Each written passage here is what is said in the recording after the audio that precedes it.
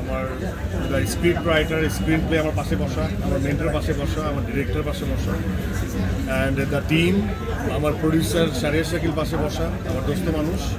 It's a team effort. এটা একা একজনের পক্ষে একলা পারফর্ম করে বেরোয় আসাও সম্ভব না।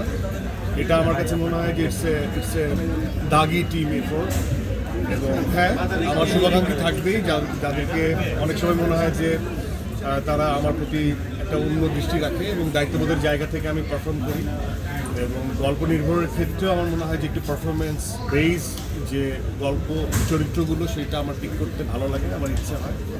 তো সেই জায়গা থেকে আমার মনে হয় যে ওকে ফাইন, তাদের ভালো লাগা যদি বহিঃপ্রকাশ সেভাবে ঘটে থাকে তাহলে থ্যাঙ্কফুল আমি তাদের জন্য।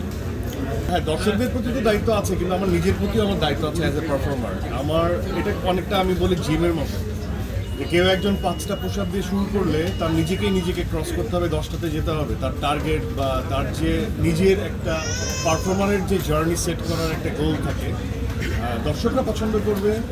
কিন্তু নিজের প্রতি নিজের দায়িত্ববোধের জায়গা থেকে আমি এই দায়িত্ববোধের জায়গাটা নিজের মধ্যে তৈরি করি এবং সে ধরনের গল্প আমি চাই বলেই সে ধরনের গল্প আমার কাছে আসে। আগে চাইতে হবে। আমি তো সবেমাত্র শুরু করলাম, একটা দীর্ঘ সময় লাগে একটা ভালো প্রোডাকশন। আমি যেভাবে ফাংশন করি বা আমি যেভাবে অপারেট করি, আমার কাছে মনে হয় যে এটা পারসেপশন। আপনার কাছে যেটা অনেক সময় সাপেক্ষ, সেটা আমার কাছে আমার মনে হয় যথার্থ সময়ে আসা। দর্শকরা বাংলা সিনেমা দেখছে এবং সবগুলো সিনেমা দেখছে এবং আমার বিশ্বাস যে প্রত্যেকটাই ডিফারেন্ট জনরার। তো আমার মনে হয় যে এই ঈদময় মানে ঈদটা সিনেমাময় হয়ে উঠুক। আমার জায়গা থেকে তো আমি বলবো দাগিময় হয়ে উঠুক, এবং অন্যান্য জায়গা থেকে আমার মনে হয় যে যারা সিনেমা প্রেমী, আমরা যারা এন্টারটেইনমেন্টের মাধ্যমে একটা বিগার মাধ্যম হচ্ছে সিনেমা, সো এটা খুবই মানে পজিটিভ যে তারা হলমুখী হয়েছে।